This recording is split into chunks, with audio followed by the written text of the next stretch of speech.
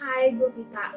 Kali ini gue akan membagikan kenapa dan bagaimana gue memaksimalkan savings rate gue atau porsi tabungan gue hingga di atas 50% dari penghasilan. Pertama-tama gue jelaskan dulu apa yang dimaksud dengan savings rate. Kemandirian finansial itu merupakan kondisi yang ingin dicapai oleh banyak orang, dan ini sebenarnya bisa dicapai tanpa perlu orang itu punya penghasilan yang besar kayak miliaran atau puluhan miliar atau ratusan miliar. Bahkan seringkali orang yang punya penghasilan besar hingga miliaran dalam waktu singkat punya resiko kehilangan uang tersebut dalam waktu singkat juga. Kenapa? Karena mereka tidak bisa menyimpan atau memanfaatkan secara optimal penghasilan mereka yang akhirnya digunakan untuk hidup foya-foya dan boros. Salah satu contoh yang gue angkat orang-orang seperti ini adalah para atlet profesional. Seperti yang kita tahu, atlet itu usia pensiunnya rata-rata mereka mulai masuk di usia 30 atau pertengahan 30-an, itu sudah dibilang memasuki usia pensiun. Banyak atlet yang terbiasa hidup dengan standar yang sangat tinggi dan biayanya tentu saja besar. Karena itu, rata-rata atlet profesional yang sudah pensiun itu mereka akan bangkrut dalam waktu 5 tahun sejak mereka berhenti dari jadi atlet profesional. Sayang nggak sih para atlet ini, mereka itu berlatih dan membentuk tubuh mereka selama bertahun-tahun dari kecil hingga dewasa dengan punya karir profesional yang singkat. Itu pun kalau mereka beruntung ya, tidak keburu cedera sebelum mencapai usia pensiunnya atlet, sering mendapatkan uang yang sangat besar jumlahnya. Mungkin kalau bisa gue ambil beberapa contoh, atlet-atlet itu ya seperti Mike Tyson, Maradona, Dennis Rodman, Evander Holyfield. Mereka merupakan atlet-atlet yang punya penghasilan terbesar di masanya, namun karena pengeluaran mereka yang boros dan gaya hidup yang tinggi, ketika mereka pensiun, ya mereka mengalami kesulitan keuangan bahkan sampai bangkrut. Itu kita ngomong soal atlet-atlet zaman dulu ya. Kita belum ngomong soal atlet-atlet zaman sekarang yang bintang-bintang olahraga dengan masuk sebagai atlet dengan penghasilan tertinggi seperti Cristiano Ronaldo, Lionel Messi, Roger Federer, Neymar, dan lain-lain. Atlet seperti Cristiano Ronaldo, Lionel Messi, dan Roger Federer, mereka sudah bisa dibilang memasuki usia senja dari umur seorang atlet profesional. Karenanya, kalau mereka tidak bisa mengelola keuangan mereka dengan baik di masa ketika mereka masih produktif, kemungkinan mereka akan mengalami nasib yang sama seperti pendahulu mereka yang menghasilkan uang ratusan juta dolar ketika mereka aktif, namun ketika mereka pensiun menjadi bangkrut. Itu sebabnya penting sekali memastikan bahwa ketika kita berada di usia produktif, kita menjaga agar biaya hidup kita tetap terkontrol, sehingga memastikan kita juga bisa mempersiapkan kemandirian finansial di masa kita pensiun nanti ketika kita sudah tidak produktif. Kunci dari kemandirian finansial sebenarnya gampang. Biaya hidup harus lebih kecil daripada penghasilan. Sehingga margin atau sisa dari penghasilan dan biaya hidup itu bisa diinvestasikan untuk masa depan. Persentase dari penghasilan dan jumlah yang disimpan atau diinvestasikan itu yang namanya savings rate. Pengajar FIRE itu mencapai kemandirian finansial dengan memaksimalkan si savings rate ini. Jadi secara konstan kami ini menyimpan dan menginvestasikan uang dari penghasilan kami sebesar mungkin persentasenya selama 7, 10, 15 tahun atau kapanpun waktu yang kita targetkan, sehingga kita sudah bisa mengumpulkan net worth yang cukup untuk menjadi mandiri secara finansial. Mandiri finansial itu berarti jumlah yang kita kumpulkan itu apabila diinvestasikan hasilnya akan bisa menutupi biaya hidup kami sehari-hari. Makin tentu saja makin sedikit biaya hidup yang dibutuhkan seseorang, itu berarti lebih sedikit biaya yang perlu dikumpulkan. Walaupun ada orang yang bertujuan untuk mencapai kemandirian finansial tapi tidak mau pensiun, ya nggak apa.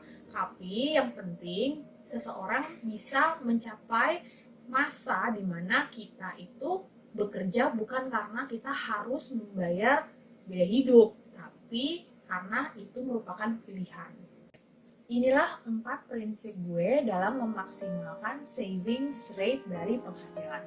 Yang pertama, tidak punya cicilan. Kalau lu punya cicilan, lihat berapa persen penghasilan lu yang terpakai untuk bayar cicilan.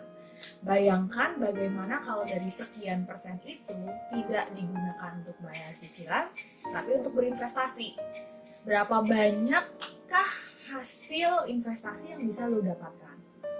Makanya gue sangat mendukung dan sangat mendorong semua orang untuk melunasi semua hutang-hutang yang bukan termasuk sebagai hutang KPR secepat mungkin, agar uang yang seharusnya bisa dipakai sebagai cicilan itu bisa digunakan untuk berinvestasi.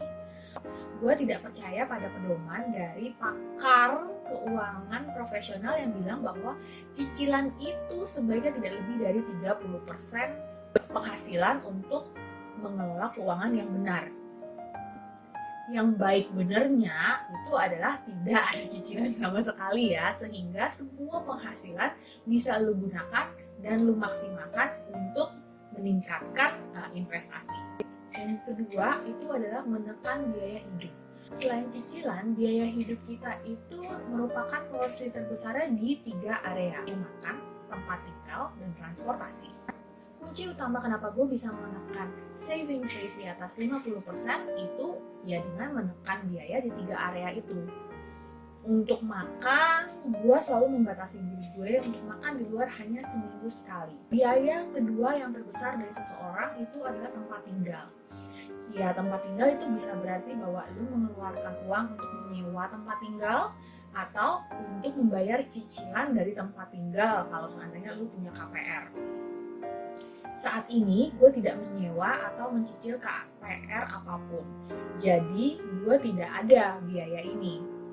Biasanya biaya tempat tinggal itu bisa mencapai 25% hingga 30% dari penghasilan seseorang. Dengan tidak adanya biaya cicilan atau biaya sewa tempat tinggal, maka itu sangat menolong gue dalam membantu meningkatkan savings rate gue. Biaya terbesar ketiga itu adalah transportasi. Dulu gue termasuk orang yang sangat mobile, jadi gue sehari berkendara karena gue punya kendaraan sendiri ya. Jadi gue memang sehari-hari commute dari tempat tinggal gue yang sekarang ke kantor. Setelah pulang dari kantor, gue juga biasanya masih ada janji-janji di tempat yang lain. Nah, sudah lebih dari setengah tahun belakangan ini karena PSBB, akhirnya gue banyak tinggal di rumah.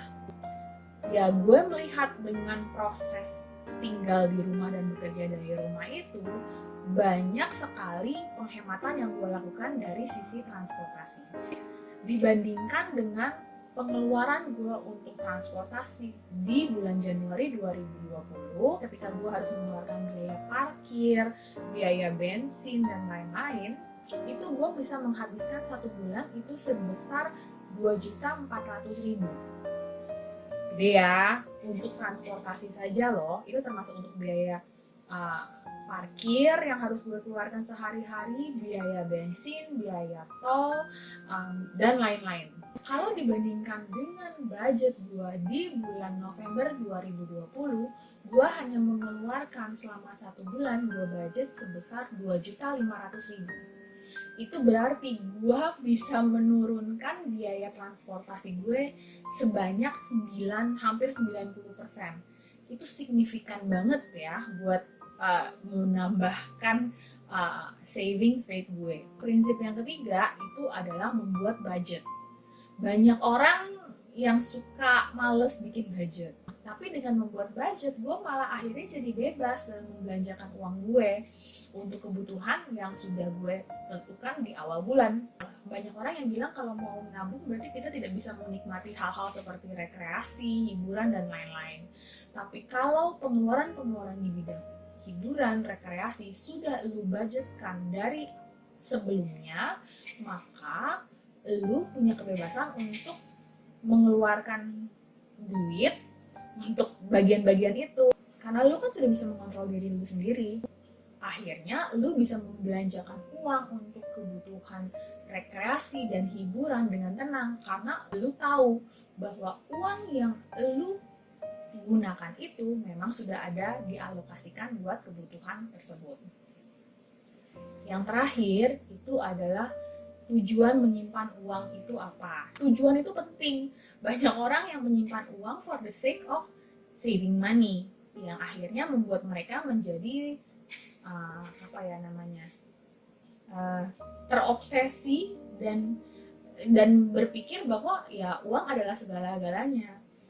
Tapi ketika kita melakukan sesuatu dengan tujuan, misalnya saya ingin mempunyai sesuatu, atau tujuan saya menyimpan uang karena saya ingin berinvestasi, atau tujuan saya menyimpan uang agar saya bisa mencapai kemandirian finansial, maka kita akan semakin bisa bersemangat karena kita tahu bahwa usaha yang kita lakukan ini tidak sia-sia dan akan membawa kita satu langkah lebih dekat dari tujuan yang ingin kita capai.